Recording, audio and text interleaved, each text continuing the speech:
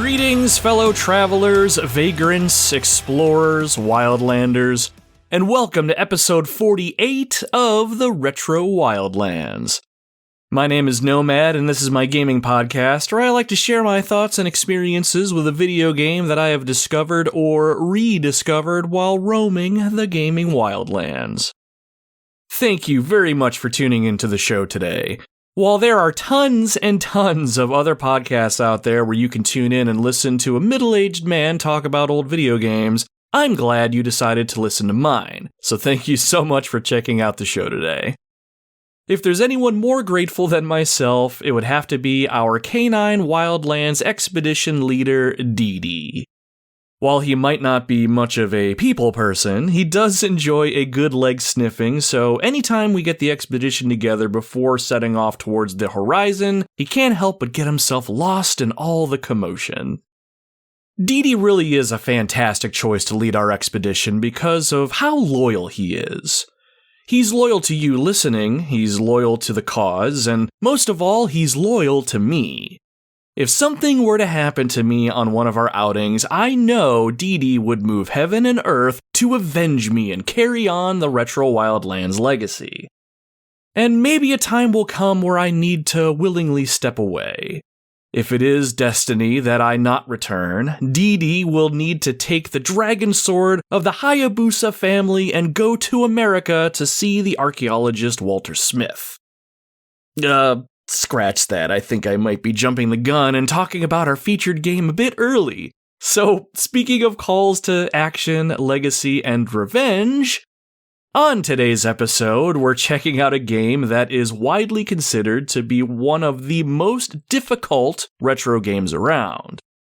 It's a game that requires quick reflexes and a near mastery of the game's mechanics in order to see yourself victorious. Now, why on earth would one want to subject themselves to an experience that is clearly going to be trying and difficult? Well, my friends, some of the best experiences come from the difficult challenges we face and working to overcome them. And besides, this particular game, despite the difficulty, can be pretty fun, all things considered. It also comes with excellent graphics, a great soundtrack, and, get this, cutscenes that tell a story of revenge, redemption, and love in between each stage. Yes, this game is practically a complete package. Even if you feel a growing desire to chuck your controller into the nearest wall.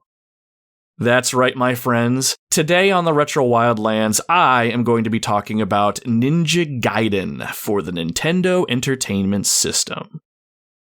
As with pretty much every gaming console out there are certain games that just come up in conversation when you talk about them. While I've heard of Ninja Gaiden growing up and seen it played, I've never had the chance to actually play it. It was one of those games that was always just on the outside of my field of view, just hanging out in my periphery, if you will. Once I started down the path of taking on retro games from yesteryear, I knew that I would have to give this game a go at some point. But of all the things that I remembered about Ninja Gaiden, it was its brutal, unforgiving difficulty that always came to mind first. It made me a little nervous about jumping in, if I'm being completely honest with you. Now, don't get me wrong, I like a good, hard experience, insert funny joke here, but I'm not nearly as hardcore as some of you out there. I usually do not enjoy getting the shit kicked out of me just for fun. Is this what my experience with Ninja Gaiden was destined to be? How can a game so brutally difficult be a game that so many people thoroughly enjoy? Well, the time had come for me to put on my big boy pants and finally find out. I spent several hours in the ninja shoes of Ryu Hayabusa, and after battling wave after wave of enemies using my sword, some special abilities, and my ninja-like agility, I feel like I experienced enough of this game to share my thoughts. Is Ninja Gaiden a game that you need to play? What makes this game so special to some? Is it worth the difficult struggle? And most of all, is this game fun? Well, my friends, grab a drink and settle in by the campfire. I am very excited to tell you all about my journey with this iconic game. Now, if you're new to the show, I like to take some time to chat it up with you all a little bit and give you all a peek behind the scenes here in the Retro Wildlands before we get into the meat of the episode itself. Depending on what's on my mind, I like to talk about what's going on with the podcast itself, what games I'm playing, what's going on in my personal life, any projects that I'm working on, and whatever else I feel like rambling about. In this section of the podcast, I'll also read and respond to all comments that I received about Ninja Gaiden when I put a call out for them on our social media pages. Now, if none of this sounds fun or interesting to you and you are just here for my thoughts on Ninja Gaiden, no worries, you can skip ahead about 12 to 15-ish minutes and you should get into the game talk. There should also be timestamps in the show notes so you can see exactly where you need to go if you don't want to guess using your little slider doohickey thing on your podcast app. But don't rush off just yet. I'll be talking about some gaming-related shenanigans, and you'll get to hear your fellow Wildlanders sound off about Ninja Gaiden, so it should be a good way to get the ball rolling. So, with all that said, let's get into our opening segment that I like to call Campfire Catch-Up.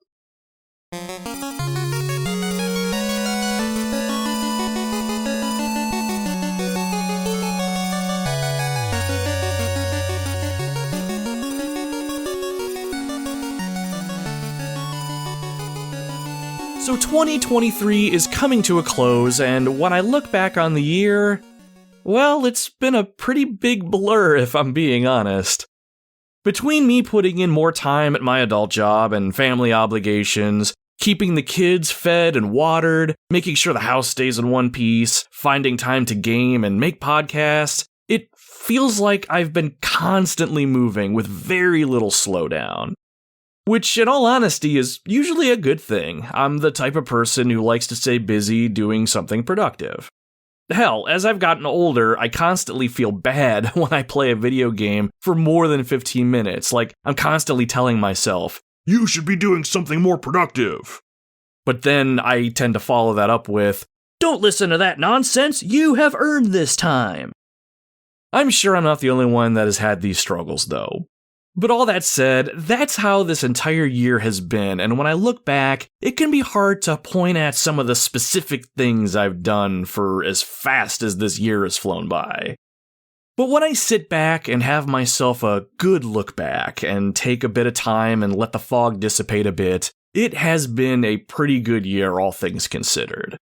I'm still a bit agitated with myself that I had to pull back on how often I'm creating and posting shows, but I'm also pretty stoked that I'm still going. I continue to meet and interact with some quality people, none of whom I would know if not for this project, and I think that is my biggest takeaway. I'm still trying to get myself out of my shell and put myself out there a bit more, and I've done that by posting a few game reviews with myself on camera on our YouTube channel. I've played a lot of games I probably wouldn't have otherwise, and my skills at audio and video editing continue to improve, or at least I think they are. And outside of the podcast, I've done some great things with my family and my stepkids and our canine companions, Dee Dee and Dexter, and that has brought me so much joy that I have really needed this year. It hasn't been a perfect year, and it has definitely come with its share of hardships, but all in all, 2023 is shaping up to be pretty alright.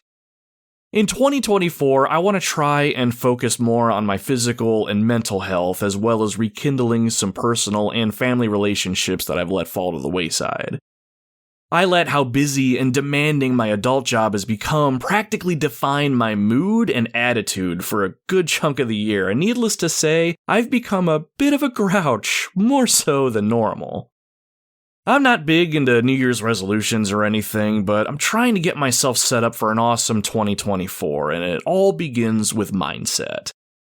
So we'll see what happens, and as always, thank you for taking the journey with me, my friends. The constant support I get from you listening and others that I've met along this podcast journey have truly humbled me and warmed my heart. I'm just a middle-aged guy who likes the bleep bloops of video games, but you all continue to make me feel like $1,000,000 by listening to my dumb show. I really, really appreciate it. So, speaking of the podcast itself, just a couple quick updates on the show.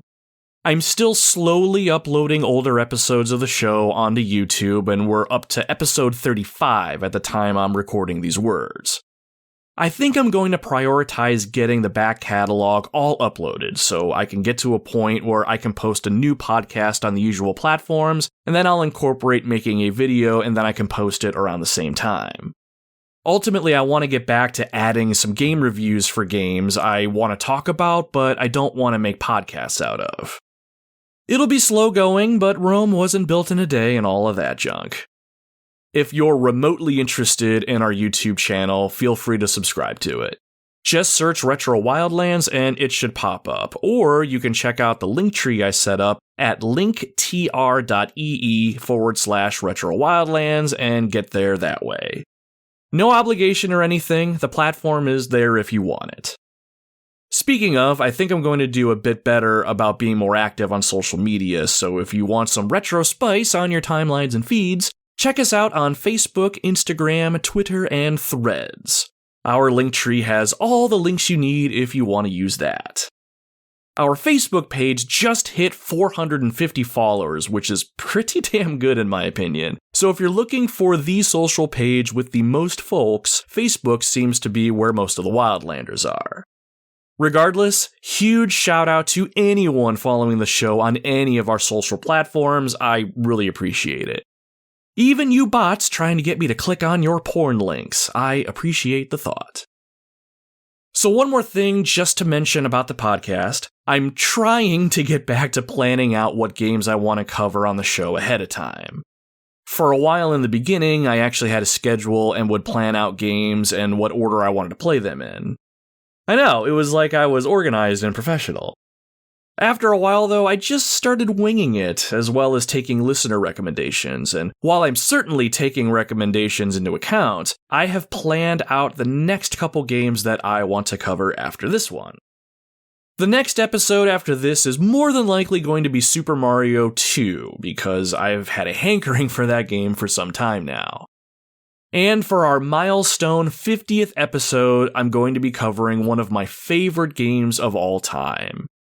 I originally wanted it to be Final Fantasy VII, given my love for it and how important of a game it is to me, but it's not in the cards to do the episode that I have in mind, at least not right now.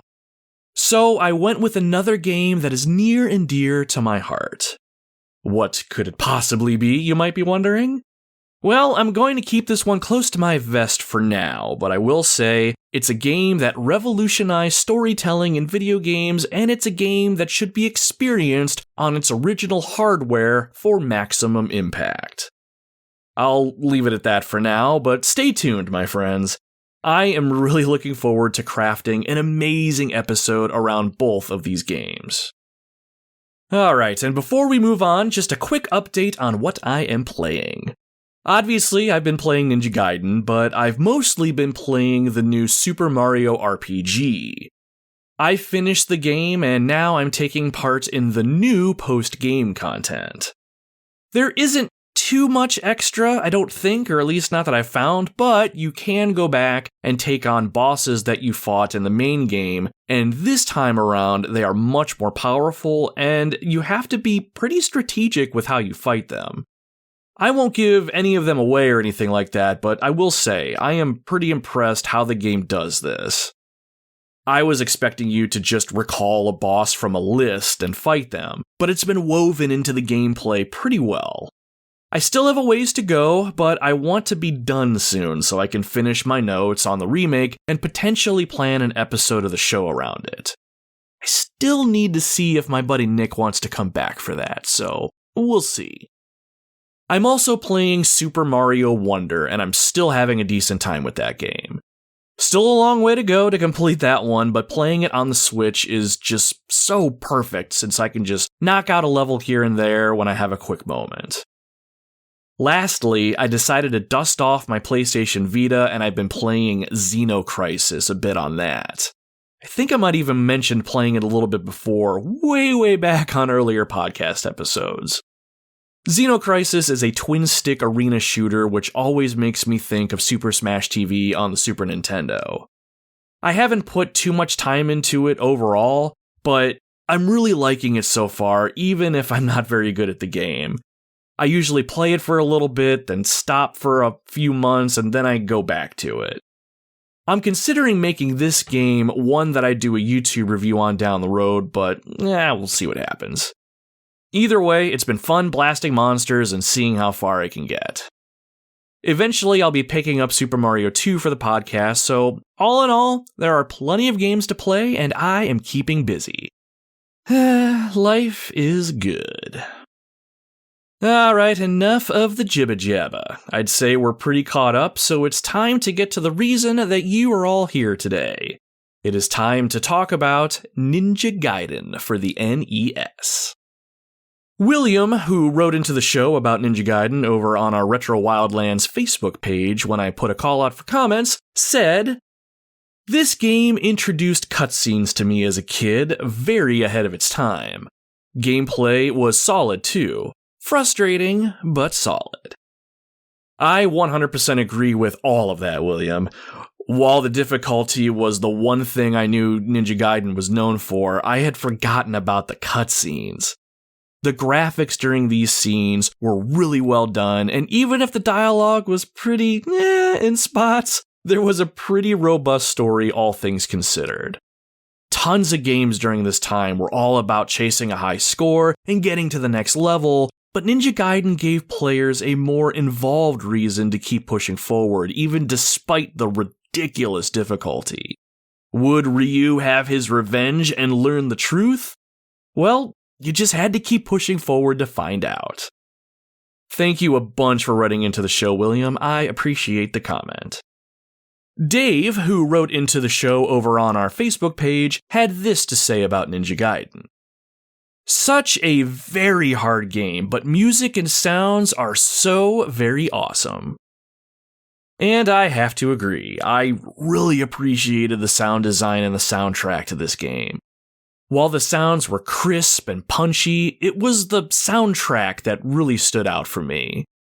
I don't think there was a specific tune that was a complete banger or anything, but the tunes playing were very upbeat and very engaging, especially for music composed on the NES.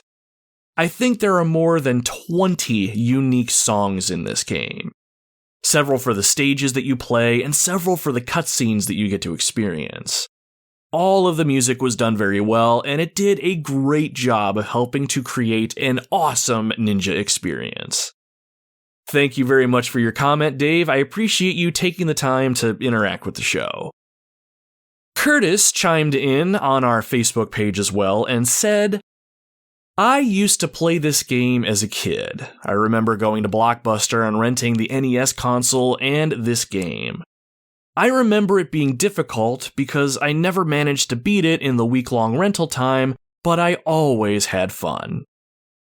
I can't recall too many memories of it, but we had a small rental store across from one of the houses I was living at when I was younger, and I used to be able to rent an NES as a kid too.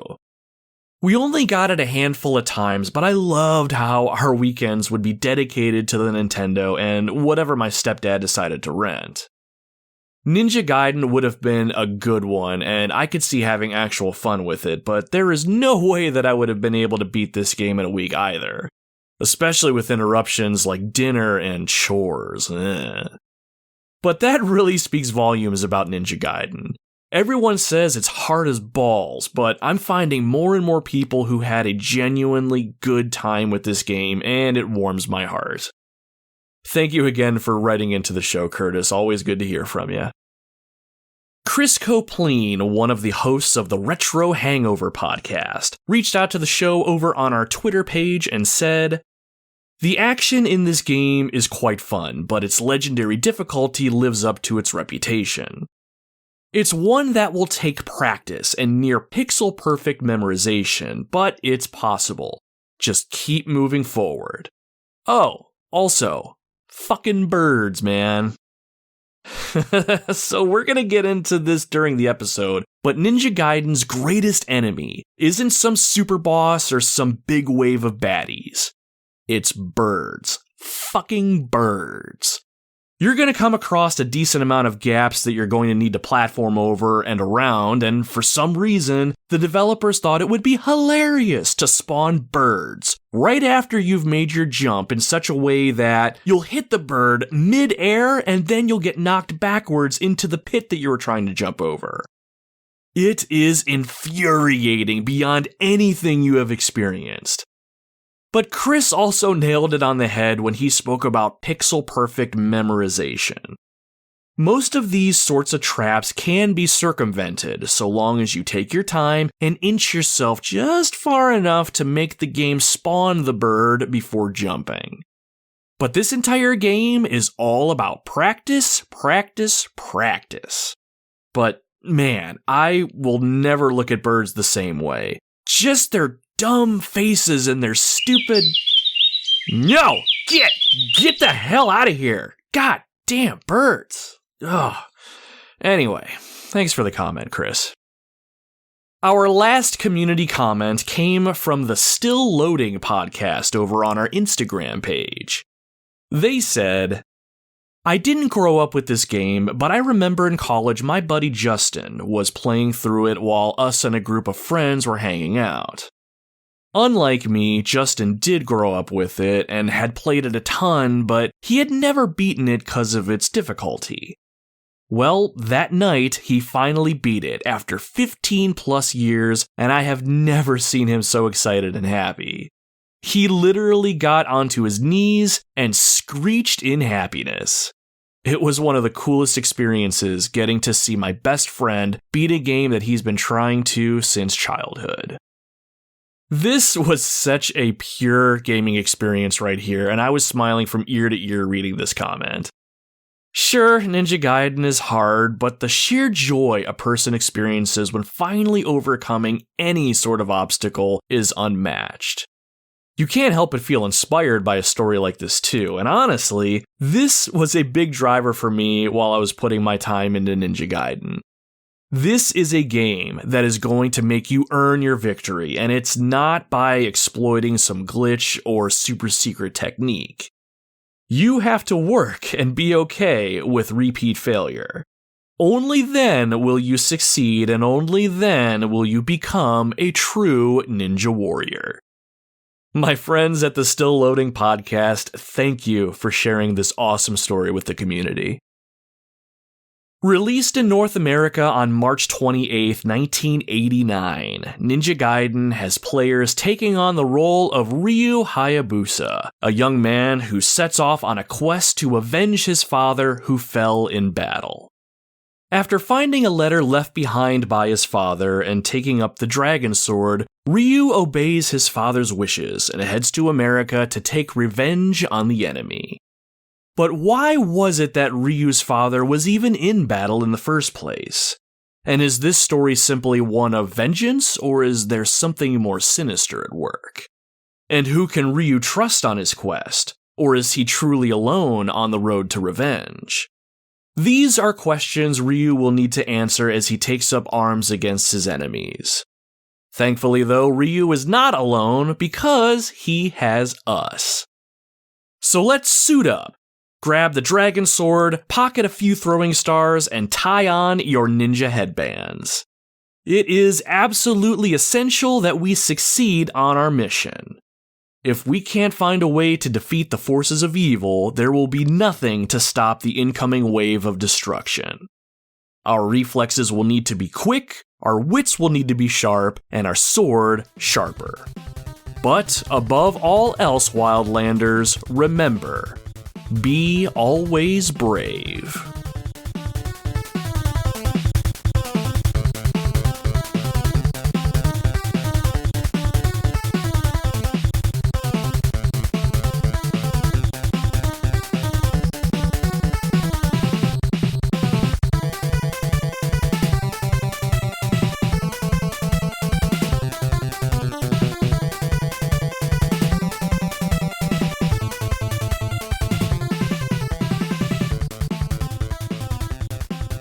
was deciding what retro game I wanted to play next, I wanted to grab a game that was fairly well known that I hadn't played yet. When I was running the different systems through my mind, it was easy to think of a few games automatically that went with them. The Super Nintendo made me think of Super Mario World, Pilot Wings, and Super Metroid. The Sega Genesis had me thinking of Gunstar Heroes, Streets of Rage, and Sonic and Knuckles. But when I turned my attention back to the original Nintendo, one game came to mind that I had originally written off in my younger years. It was a game I always wanted to play, but I had heard that it was way too difficult. So difficult that people couldn't even get past the third or even second levels. Some gamers that I've talked to over the years refuse to go back to it. Apparently, this wasn't a game that was one that you could just get good at. Enemy placement and repeat enemy spawning made the game practically unfair, I was told. But as I stared at Ninja Gaiden, I started to wonder to myself, was all of that really true? Aside from the brutal difficulty, I know there are some people out there that really like this game for one reason or another. And just look at that box art. The ninja on the cover just looked completely badass with his ninja getup, long katana blade, and he had arm muscles bigger than his actual face. Through his hood, you could see his eyes, and they were staring at me with a fire that ignited something inside me. It was time. Time to give this game a go and see if this game was as good as I was hoping, even if it was brutally difficult. So after several hours playing Ninja Gaiden as an almost 40-year-old for the first time, I can confidently say the following. Number 1, this game is stupidly difficult. Number 2, the difficulty isn't as bad as people make it out to be. Number 3, kids today should not play this game as it will result in temper tantrums and broken controllers. Number 4, this game can be genuinely fun. And number 5, I was pleasantly surprised with this game overall. As I play more and more retro games, I continue to be surprised by how enjoyable older games are today. Now, Ninja Gaiden is not a game for slouches. This is a game for people that want to go on a challenging journey and for those who get fulfillment out of adversity. You are going to need to be okay with failure, and you're going to need to be okay with the fact that you might not beat this game, ever. Underneath all of this, though, is an experience that I am very glad I decided to take, and I am eager to tell you all about it. So, to get started, we're going to need to peel back the layers of Ninja Gaiden and see exactly what it is that we are working with. So, what is this game? Ninja Gaiden is a side-scrolling action platformer developed and published by Tecmo. You play as Ryu Hayabusa, a ninja in the Hayabusa Ninja Clan. Actually, you know what? Normally I'd set up the game's story before we dive into the actual game itself, but Ninja Gaiden is pretty unique in that it has in-game cutscenes that explain the story for us. Yes, no need to read the instruction manual on this one to understand what's going on. Just like a modern game today, Ninja Gaiden is going to show us everything once we boot the game up. So let's take a moment and skip right to that. Let's grab the game cartridge and pop it into our Nintendo. Just gotta blow into the cartridge here real quick. Perfect. And I don't want to hear anything from anybody about how blowing into the cartridge is bad for the game. We all used to do it, we probably still do it, so there. Anyhow, once the game is in, let's power up the system. On screen, we can see the words Tecmo Presents 1989. The bottom half fades away, and the word Tecmo floats to the bottom of the screen, but as it does, the word Ninja in big capital letters fades in and makes its way to the top of the screen. Then, in a flash, just like a ninja warrior slitting the throat of an unaware enemy, the title screen completes itself as we see the words Ninja Gaiden. You'll normally want to press start at this point and jump right into the action, but a ninja also needs to exercise patience. If we hang back for just a moment, the game will set up the story using some pretty well-animated cutscenes. On screen, we can see a full moon high in the sky. Down below, a grassy field extends outwards, and we can see two figures standing across from each other. They both appear to be wearing traditional ninja attire, one in orange and the other in gray. We then see close-ups of the ninja faces. They stare at each other with a sort of grim determination. This is clearly a duel of some kind, and as soon as that realization hits us, we can see the ninjas start to run towards each other. Their feet move so fast, it's almost like they're floating just a hair off the ground. Suddenly, the ninjas jump towards each other, and we can see that they have swords drawn. With the full moon at their backs, they come together and strike. The screen flashes for a moment, and then both the ninjas make it back to the ground with a thud. However, it is clear that the ninja in orange was not the victor here as he slowly crumples to his knees. At this point, ponderous thoughts appear on screen. With whom did father have a duel and lose? For what reason did he fight and die? Even I don't know for sure. The screen transitions to a young man holding a letter in his hand. This is the hero of our tale, Ryu Hayabusa. He goes on to say, "The day after he disappeared, in father's room I found a letter addressed to me. It said, 'Ryu, I am on my way to a life or death duel. If it is destiny that I not return, you are to take the dragon sword of the Hayabusa family and go to America and see the archaeologist Walter Smith. Ryu, be always brave.'" At this point, Ryu puts on his ninja hood and looks directly towards us. His eyes are full of anger and rage. The intro concludes with Ryu saying, "I will get my revenge." The screen fades to black and we're taken back to the title screen. Ninja Gaiden has one of the best video game opening cinematics ever, and I am not just saying that because it was a first for its time. A lot of video games tend to give the player some basic background or reasoning for why they're doing what they're doing in game. Rescue the princess, save the villagers, restore world peace.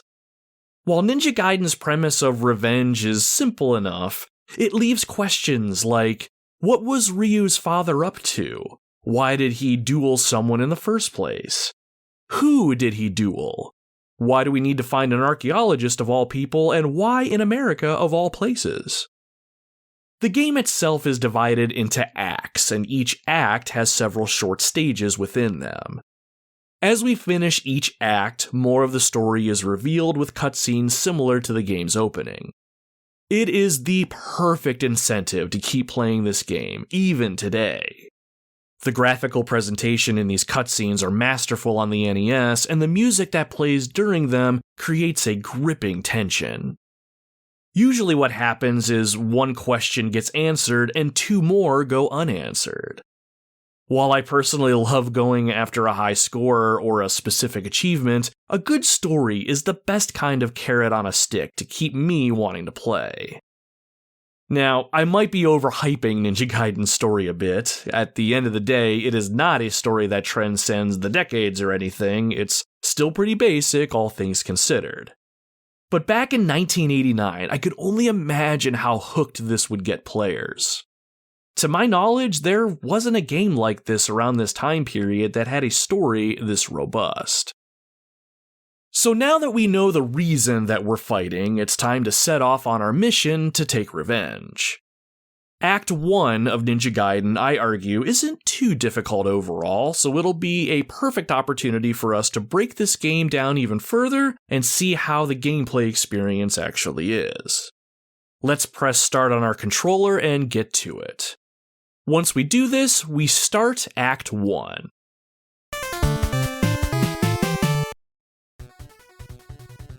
The first stage fades on screen, and we can see that we're on the streets of a city. If you've ever played Castlevania on the original Nintendo, you'll be very familiar with some of the stuff that we see on screen, some of the controls we're going to learn, and even some of the gameplay mechanics. It seems pretty obvious to me that they were pulled right from Castlevania, or heavily inspired by. The first thing to call out is on the top right-hand side of the screen, which is a bar that indicates Ryu's health. We won't die if we get hit once, we'll just take damage. Once we run out of health, then we will die, and then we will lose a life. Or if we're unfortunate enough to fall into a bottomless pit, that will be bad for us as well. Aside from our health, there's a health bar for the boss at the end of the act that we're in as well. I don't know what it is, but I love games that give bosses you fight either a health bar or a clear indicator to see if you're dealing any damage to it. It's just really nice. Anyway, the last thing at the top of the screen of any consequence right now is the spiritual strength counter. Again, going back to Castlevania, this is basically an ammo count for any sub-weapons or abilities that you find. In Ninja Gaiden, we're going to come across throwing stars, the ability to do a spinning jump slash attack, and even sling fire at our enemies. To use these techniques, we will need spiritual strength. And just like in real life, spiritual strength doesn't come from within, you have to find power-ups on the ground to gain the abilities. We'll get there though momentarily. For now though, it is time to get moving. Pressing right on the directional pad will get Ryu moving. With his hand on the hilt of his sword, Ryu moves at a pretty decent speed. Pressing the A button will have Ryu jump, and in a game with the word ninja in it, you can bet your ass that we're going to be doing a bit of jumping in our adventure. As we move forward, we're introduced to the game's first wave of enemies. Coming at us with clubs in hand are 3 goons wearing motorcycle helmets. Not sure why they have beef with us, but there's no time to stop and ask questions. We're gonna need to take these guys out. Pressing B on the control pad will have Ryu swing his sword out in front of him, and all we need to do here is have our sword make contact with the enemy, and that'll take him down. Now, obviously, Ryu's sword has much shorter range than any Castlevania whip, so we'll need to be mindful of our distance. Adding to that, the full motion of Ryu swinging his sword takes a few frames of animation, so smashing your B button isn't going to make Ryu swing his sword wildly or anything like that. I also noticed that when you land on the ground from a jump, there's about a half a second hiccup between you pressing the B button and Ryu actually swinging that will cause some frustration. If I think of it though, I will probably touch more on that later. Anyway, these 3 goons are getting a little too close for comfort, so let's put an end to them. Swing your sword with the B button and... Excellent. These 3 fools will be the first to fall on our quest for vengeance. Now, as we move on, we'll come across 2 glowing street lamps on the side of a brick building. Veterans of Castlevania will know what to do here because what's one more thing from Castlevania we can fit into this game? Breakable objects. These lamps aren't at slashing level, but if we time our jump just right, we can swing our sword in midair and blow open the lamps. Each lamp contains a spiritual strength power-up, which is something we should absolutely grab. Each one will add 5 spiritual strength to our total. Easy enough, let's grab them and move on. As we keep moving forward, we'll have some more enemies to deal with, but we're also introduced to an enemy that likes to come up from behind us on all 4s and at a very fast pace. We can either turn around and swing our sword and take them down, just need the timing to be exact, or we can jump over them and let them fly right underneath us. Now, if you're anything like me, you'll try to take them out, not get the timing right, and then you'll take damage. If you do get hit here, you're going to learn 2 very important things. First, when you get hit, you'll take damage, which will decrease your overall health, which is fairly obvious. But second, and most importantly, you'll learn that your character gets knocked back quite a ways. This is yet another thing taken right from Castlevania, although I consider the knockback in Ninja Gaiden to be way worse. While there are no bottomless pits in the first stage that I can remember, you will get knocked back into a pit thanks to damage knockback at some point later down the road, mark my words. I cannot count how many times I was jumping over a gap in the floor only for a bird or hawk to spawn, hit me while I was in midair, and the knockback would send me spiraling into the pit I was just trying to jump over. It's almost like the game developers purposefully wanted me to fail, so I could grow up with anger issues. Oh, and one more thing I wanted to mention before I forget is about the invincibility frames you get when you take damage. In games like this, if you take a hit, your character will blink for a moment and you won't take any further damage for a short period of time. It's a way for you to reset or get yourself out of immediate danger. The invincibility frames you get in Ninja Gaiden, though, are very short, so do not let enemies get on top of you and touch you. You'll go down pretty quickly if this happens. If we keep moving through the first stage, we'll come across your typical raised platforms which require some jumping to traverse, and we'll also come across more street lamps that we can bust open. Eventually, we're going to come to another bad guy who's standing in front of a tall wall. First, let's swat this fly and get him out of our way. Nice. Now, as we approach the wall, it'll be pretty evident that it's way too high for us to jump on top of normally. How are we going to get past this obstacle? Well, the answer to that is our ninja ability to cling to and jump off of walls. If we look right above us, there's a red street sign that's just a bit lower than the top of the wall that we're trying to get on top of.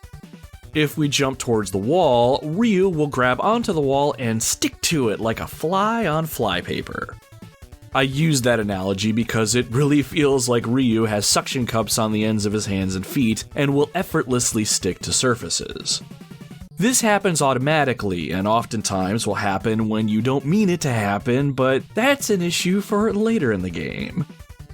Now, if we're stuck to a wall, Ryu can't climb up and down, not unless he's actually stuck to a ladder. To get off the wall, you'll need to push your directional pad in the opposite direction and press the jump button again. This is effectively a wall jump, and it will be an essential skill for you to master on your quest for vengeance. You can use your wall jumping ability to get to higher ledges, and in our case here, this is how we're going to get to the top of the high wall. So from the wall that we just stuck to, we can kick off and attach ourselves to the red sign to the left, then we can kick off again to make it to the top of the wall, which is now on our right. Ha! Just like a real-life ninja. In practice, this maneuver isn't too hard to pull off, and the more you do it, the easier it'll become. It's just sticking to walls you don't want to stick to is the thing that can be a little cumbersome in this game. Or better yet, sticking to walls that you didn't know were walls that you could possibly stick to. That is always fun. The rest of the first stage is more of the same things that we've come across already. There'll be another, even taller wall that we'll need to wall jump in order to get on top of, but at this point, we're practically experts at traversing the area.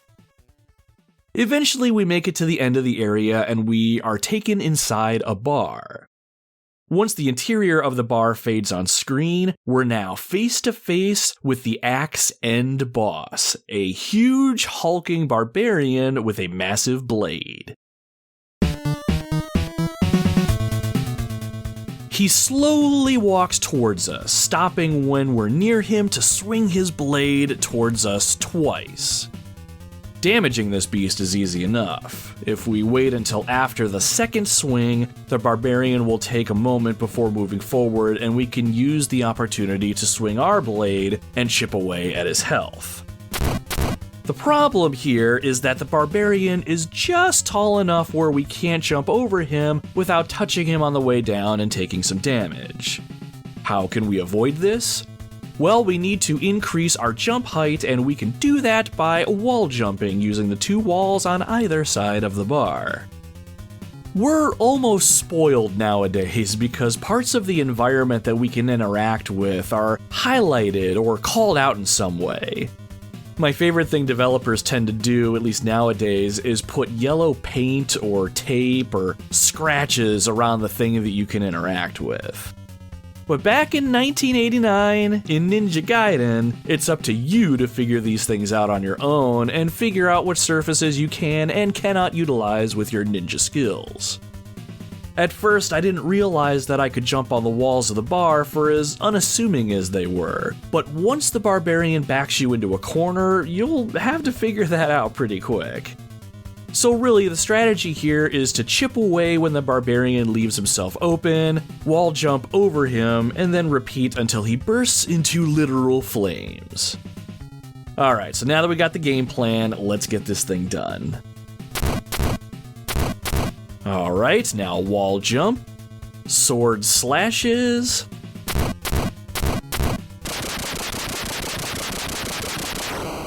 bam! Excellent work.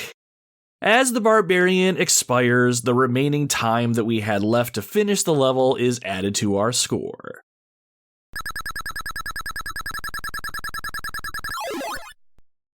Now that the act is over, we're treated to another cutscene that will advance the story. We're given a close-up of Ryu as he wonders aloud to himself. Who are they? They seem to be following me. Ryu notices someone behind him. Who's there? The camera pans left and reveals a strange girl in a business suit looking at Ryu. Ryu scoffs. Just a girl. Get out of here. The girl responds and says, I will, but first. The camera pans down to show that the girl is pointing a gun at Ryu. Ryu gasps. What the? With his eyes wide in shock, the screen turns black and white and then fades completely into black. Even as a 39-year-old playing Ninja Gaiden for the first time, I was taken aback by these cutscenes. I don't have a ton of Nintendo games under my belt right now, but this is the first one that really gripped me with a narrative that I really wanted to follow. Who was this woman, and why did she have to shoot us when we clearly told her to get lost? Is she connected to the man who killed Ryu's father? Again, while it's a pretty basic narrative, all things considered, Ninja Gaiden's story was the one thing that really drove me to keep playing this game. I wanted to understand what the hell was going on, and I also wanted to see more cutscenes just because they looked so awesome on the NES. But aside from all of that, the one thing that really surprised me, and quite pleasantly I might add, is the fact that Ninja Gaiden comes with unlimited continues. When you start the game, you'll start with 3 lives, and when you lose them all, it is game over. However, there is no need to be discouraged. Once you press start on the game over screen, you're automatically taken back to the last area that you were in, and you'll continue with 3 brand new lives, so you're really not losing that much progress. Just to spell that out a little bit more, let's say that you're playing in Act 2, Area 2. If you lose your last life here and continue, you won't start at the very beginning of Act 2. You'll still be in Area 2 of Act 2. I think the only thing that you're going to lose by continuing is your cumulative score up to that point, but who the hell cares about that? You can still continue to ninja your way forward on your quest for answers, and this feature here is a big reason I was able to see myself to the end of this game. If I had to continually start each act over from scratch, or worse, start the whole game over from scratch, I think I would have thrown in the towel for sure. Ninja Gaiden is a notoriously hard game, and it has every right to be called that. So, speaking of, I thought it might be fun to explore exactly why that is. So the difficulty in Ninja Gaiden will ramp up pretty quickly as you move through the game. The number of enemies that appear on screen at once will increase, and you'll find more and more pitfalls as you traverse the terrain. Enemies in this game will also repeatedly spawn in the same locations, which are typically just a hair off screen. This can get really annoying if you move too far in one direction and then move back just to have an enemy respawn that you just dispatched. Though it is worth noting that progressing in the game is made a bit easier by exploiting this and only moving so far as to make the enemy spawn or not spawn as needed. Basically, a skill that you're going to need to master in this game is enemy spawn manipulation. It is generally much easier to say than do, but I'm hoping Ninja Gaiden veterans know exactly what I'm trying to drive at here. From what I can tell, enemies will spawn in the play area at specific points. If you move far enough forward past that spawn point, the enemy will only spawn once, and that'll be the end of them. If you backtrack and go back to an area where an enemy spawns, that enemy will spawn again. The best example I can think of is when you make it to Act 2, Section 2. You start moving towards the left of the screen and you'll come across a hole in the floor, and on the other side is a green-skinned creature in white robes. He'll be throwing objects at you like one of the Hammer Brothers in Super Mario. The issue here is you need to get a running start before you jump the gap, and you need to be mindful of the things being thrown at you. Because of this, what some players tend to do is get close enough to hit the creature with a sword slash, but then they back up to be able to get up enough momentum to take the jump. However, backing up just a little bit will reset the spawn of that enemy and he'll appear again.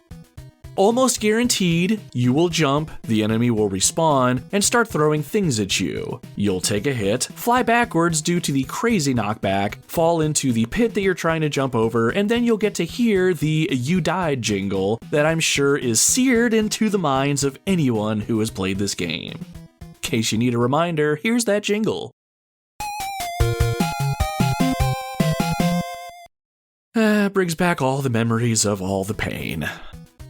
In order to get past this jump, you either have to have a projectile ability like a throwing star, or you're going to have to get a little lucky and jump on the platform the enemy is on and kill them before you yourself get hit and then fly backwards into the pit.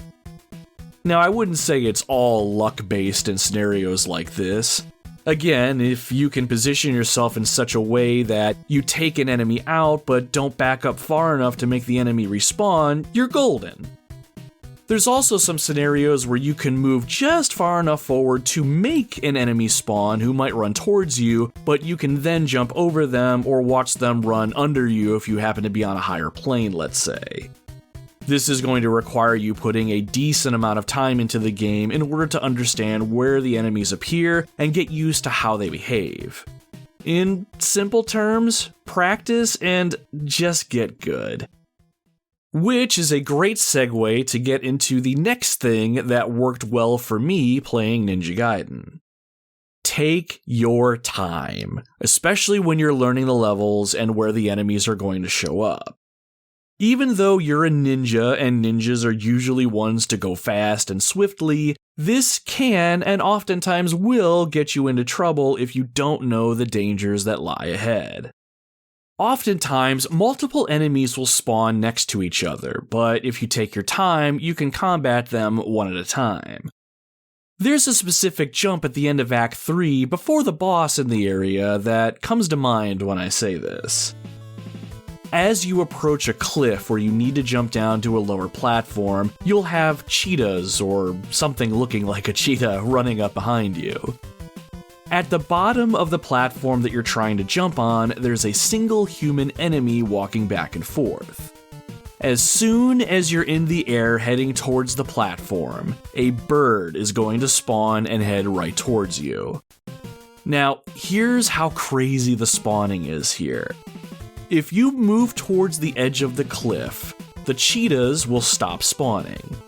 As you inch even closer, you can force the enemy that's down on the plane below to spawn. This way, you'll know where he'll be when you go to jump down. And since we now know the bird is going to spawn in the middle of your jump, you can position yourself in just the right spot to make him spawn, so all you have to do is wait for him to get a little closer to you, then you can jump when the human down below is further to the right and leaves you an opening to land on. If you aren't taking your time here and you just jump head first and try to make that jump without thinking it through, you're either going to get clipped by the bird and thrown into the pit below, or you're going to land on the human enemy, fly back, and then fall into the pit below.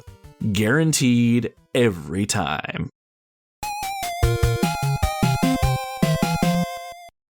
Unless you take your time to understand where enemies appear and when it's safe to move.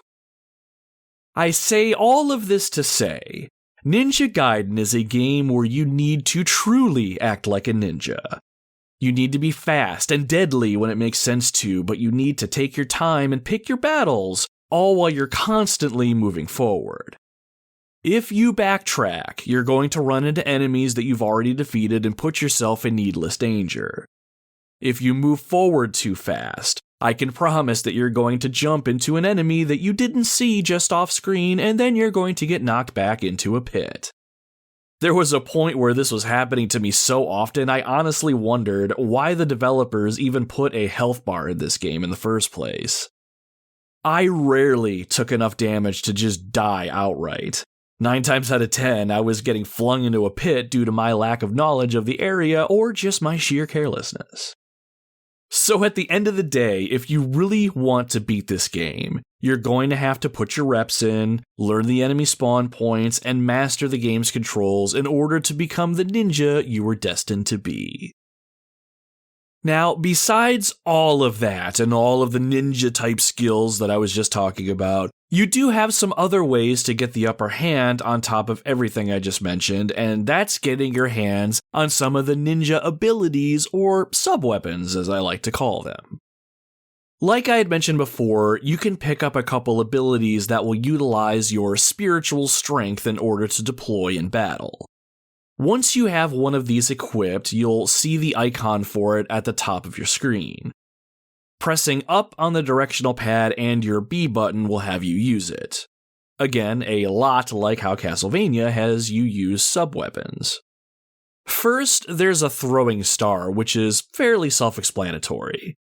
Using it will toss it straight out in front of you, and it's your standard projectile weapon. This is great for taking out enemies on the other end of gaps you need to jump, so you don't accidentally jump on top of them when you try and jump over. Another sub-weapon that you can find is the windmill throwing star. This thing operates much like a boomerang. When you throw it out, it will cut through multiple enemies and projectiles coming your way before flying back towards you. Now, the cool thing here is that you can jump over the windmill star and it will fly under you and take out anything behind you before turning back around and heading back towards you. It's almost like it's on a string, if that even makes sense. It's great for areas where multiple enemies are on screen and you need to give yourself a little bit of breathing room in a hurry. The next sub-weapon that you can find is sort of a magic spell called the Fire Wheel. When Ryu uses this, he'll hurl 3 fireballs upwards at about a 45-ish degree angle.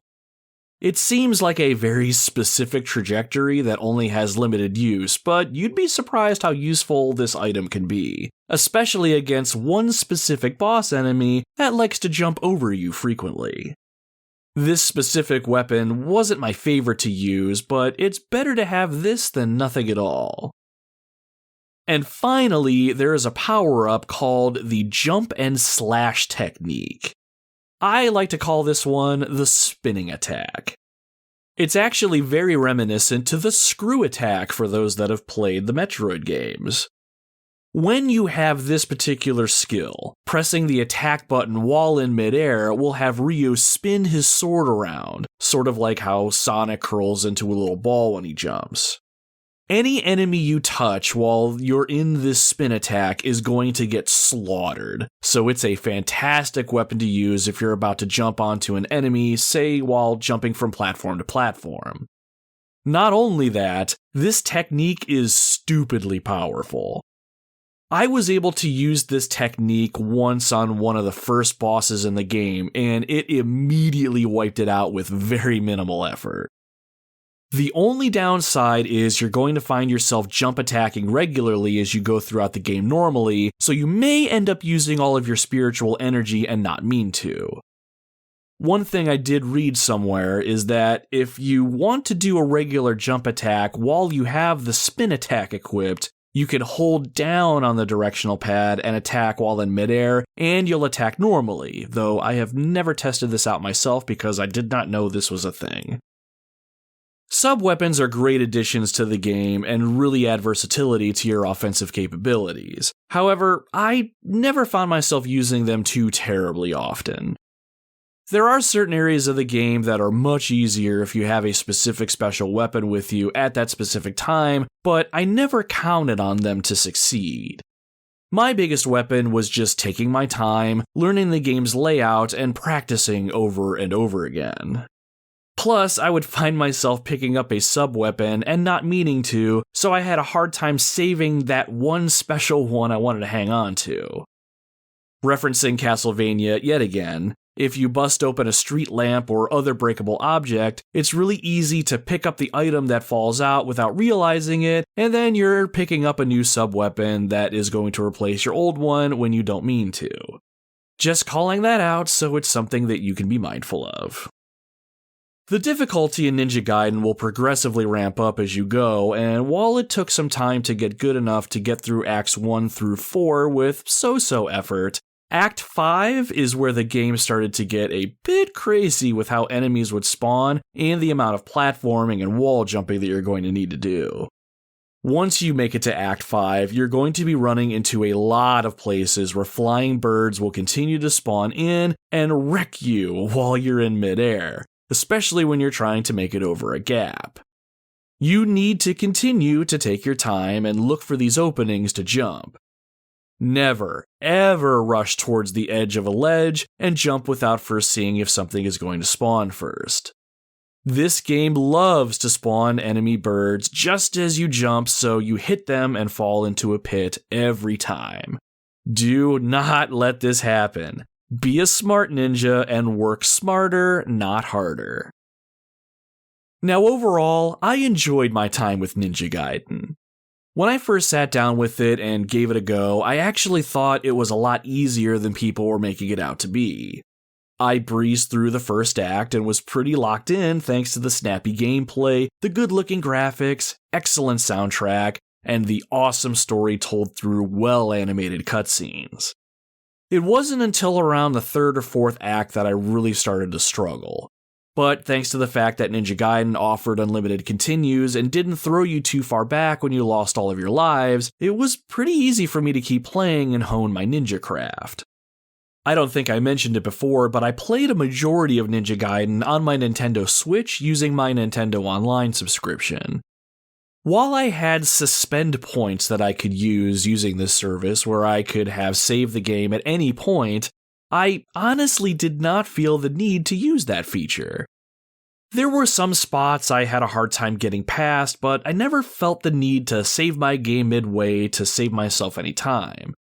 I was happy to replay a level and continue to master it as I went.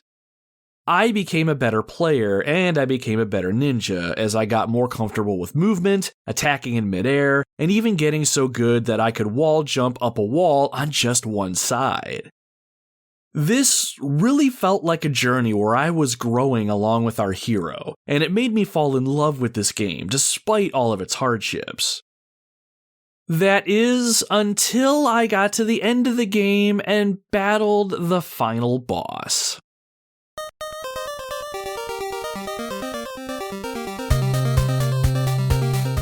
I don't want to spoil the story, so I'm not going to tell you anything about the identity of the game's main villain or their motivations here, but I will say that this fight is your classic boss fight in that the final boss in Ninja Gaiden is fought over 3 battles.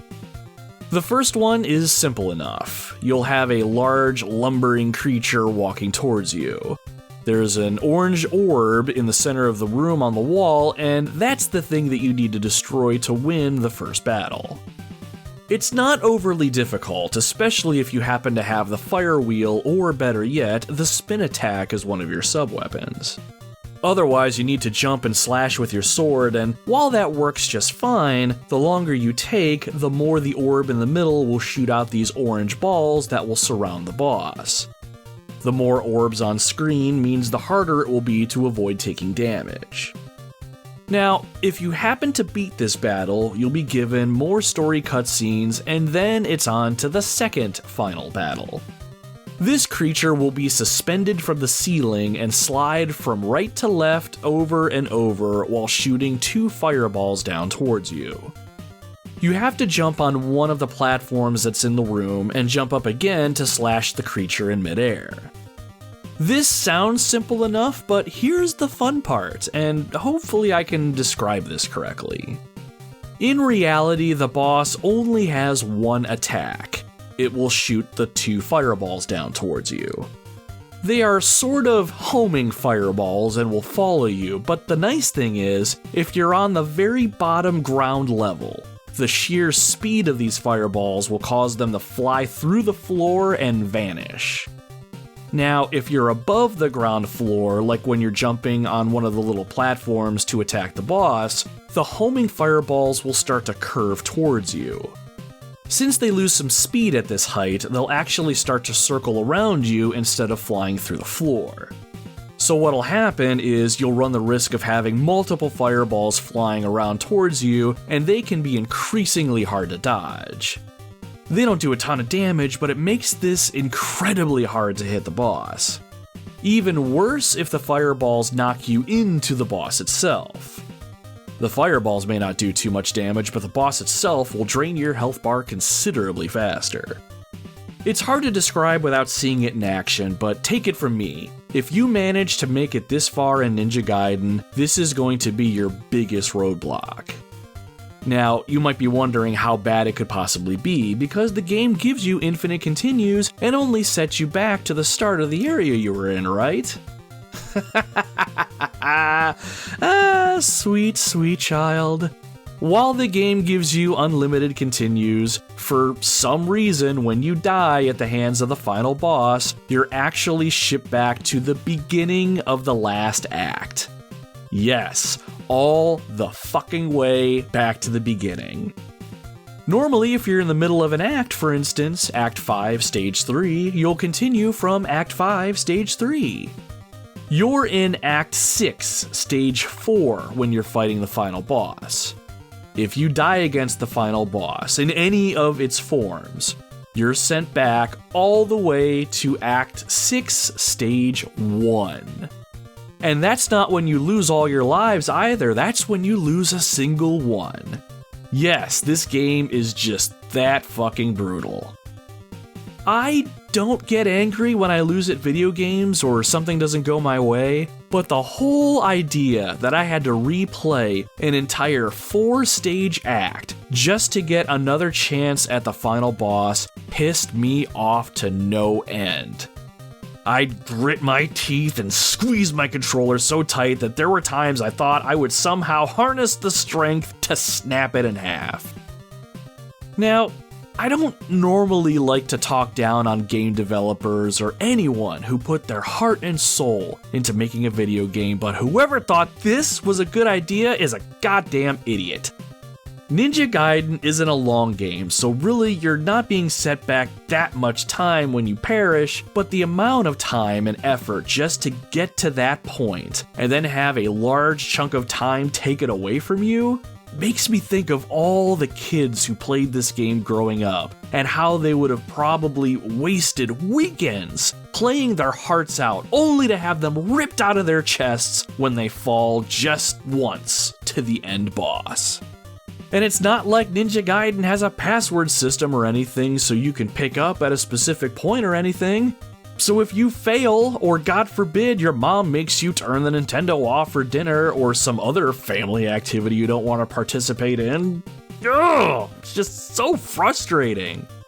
Oh, and the boss has a third form that I haven't mentioned that's just as hard, and it looks like a giant shrimp for some reason. So now anytime we have shrimp for dinner, I'm reminded of the end of this game and I start to get angry inside. Thank you, Ninja Gaiden. Thank you for ruining shrimp for me, you dick. When I look back at the time I spent with Ninja Gaiden, I often wonder what people's overall takeaway is with this game. Is it the brutal difficulty, the way the game used cutscenes to tell a pretty interesting story, the game's pretty awesome soundtrack, the quick and snappy gameplay? I assume it's different for all of us, but for me, the overall journey is what sticks out for me. Ninja Gaiden is a classic example of an NES tough type of game, one that is brutal to those who don't take it seriously and devastating to those who don't want to put the work in. While there are ways to take advantage of this game, like manipulating how and when enemies spawn if you're aware enough to take advantage of that sort of thing, there is no easy way to beat this game. You'll need to get good by mastering the controls, familiarizing yourself with the layout of the enemies, and remembering where certain power-ups are in each level so you can maximize those to the fullest. As I worked on all these things myself, I felt myself becoming a stronger ninja and a better player overall. By the time I was done with Ninja Gaiden, I felt as though I went through the entire hero's journey. I felt a call to play Ninja Gaiden, but initially I refused. When I mentioned that I was thinking about taking this game on, but I was worried about the game's difficulty, I was assured by a friend that I could take this game on. Even if I didn't beat it, I would have enough strength to see much of what the game has to offer. So I accepted the call, and then I crossed the threshold into the unknown.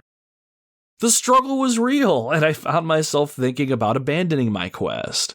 I mean, how many times was I going to be okay with the fact that I, a ninja master, was just thrown into a bottomless pit by a bird that just happened to spawn right in my path? But I endured and watched myself grow in strength and ability. I wasn't just completing stages, I was learning ways to make traversing these stages easier and coming out on the other end having taken less damage or by using less continues. And by the time I was done with Ninja Gaiden, I felt like I had achieved the ultimate reward. Now I can say that I've played this game and can count myself as one of the few who went the distance. Now, did I actually beat Ninja Gaiden? Yes I did. Did I have to take advantage of suspend points and save states? Haha, you bet your ass I did. Truth be told, while I have beaten Ninja Gaiden, I have not beaten it without help. After losing to the final boss probably a dozen times or so, I finally decided to make a save state at the start of the final battle so I didn't have to replay the whole 6th act over and over again. It was still hard as nails, but eventually I came out a winner. Will I go back and beat Ninja Gaiden on my own merits? Perhaps one day. I honestly think I could do it, and I think just about any of you listening to this could beat this game if you put the time, effort, and commitment into it. And I think at the end of the day, that's what makes this game special, and why I think so many people hold it in such high regard. It's a great example of something that can be overcome if you try, but more than that, it's a great example of something that can be fun, even despite the difficulty. Well, most aspects of Ninja Gaiden can be fun. This game has made me foster an immense hatred for birds of any kind now. Anytime I see them in my backyard or flying outside in any capacity, I feel this uncontrollable urge to tell them to piss right the hell off. I don't care how majestic they may be or how... No! Get the hell out of here! Go! Ugh, goddamn winged devils! So yeah, if you've ever played Ninja Gaiden before, you should absolutely give it a go, and if you have before, I think it's time to don your ninja attire once again. Once you get going, you'll see exactly how fun this game can really be. And don't let the difficulty keep you from taking this journey, my friends. Just remember what Ryu's father told him. Be always brave.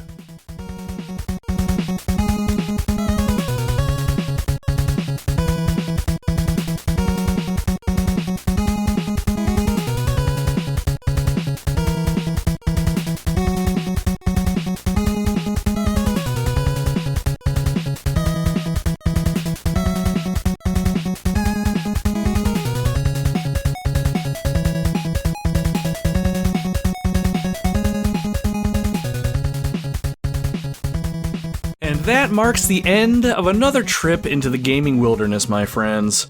This has been episode 48 of the Retro Wildlands, Ninja Gaiden for the Nintendo Entertainment System. Thank you very much for tuning into the show today. It is always a pleasure having you as part of the expedition. One of the things that I absolutely love about taking on this podcasting hobby is making myself try some video games that I would not have otherwise played, and Ninja Gaiden ranks pretty high up on the list of games that I've played so far for the show. Even if I haven't beaten it legitimately yet, I'm still glad to have experienced this game. Hopefully, as you take trips into the gaming wildlands with me, you will discover a game that you haven't played yet and give it a chance. There are so many awesome video games out there, and I cannot wait to experience the next one and share my experiences with you. Even if there are games out there that are as tough as Ninja Gaiden, I am absolutely down for the challenge. If you like the show and you want to show it and myself some support, please consider subscribing to the Retro Wildlands on your preferred podcasting platform. While I try my best to always be working on the next episode of the show, sometimes life gets in the way and it can be a bit before the next show drops. Subscribing to the podcast will notify you the instant I publish something new, and you can get right back into the Wildlands with me. Now, if you really like what I'm trying to do here and you have a spare minute or two of your time, I would greatly appreciate it if you gave the show a good review. You can leave a star rating on Spotify, but you can also leave a written review on platforms like iTunes, Podchaser, and Podbean, which is where I host the show out of. Leaving a good review should help circulate the show a little bit on feeds, so if you have the extra time to spare, I would really appreciate it if you'd leave us a good review. At the end of the day, I am just a one-man show doing all the speaking, script writing, audio editing, so if you could help me out with a good review, it would help spread the show around to more people, and again, I would really appreciate it. But you are under no obligation to do so, and if you do give me a good review, only give me a good review if you think that I have earned it. I've said it before, and I will continue to say it again, though. Just the fact that you are listening to me right now is much more than I could have ever asked for, so thank you very much for just being here. So, what's coming up next? If you caught the intro of the show today, if everything goes well, we'll be talking about Super Mario 2 on our next episode. It's one of those games I remember playing a little bit as a kid, but I don't remember much of my own experience with the game. I popped it in and played it a little bit ago, and now that I got my feet wet, I am dying to give this game the attention that I never was able to give it when I was younger. More than anything, it just feels right to give the supposed black sheep of the Super Mario franchise a little love. Plus, I find the game's development history fascinating.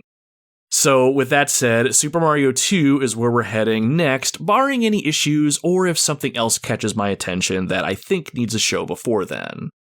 And as far as episode 50 goes, which is a milestone episode to be sure, I have a game in mind that I've been dying to do a show on that is arguably one of the most important video games ever made when it comes to narrative-driven experiences. Problem is, it's a decently sized game, and I haven't played it since it came out in 1998, so I want to play it again before doing a show on it. It's going to be a good time, and I cannot wait to make an episode around this experience for you. So stay tuned, my friends. We have so much more to see and do, and I would love to have you back again to join our Wildlands expedition.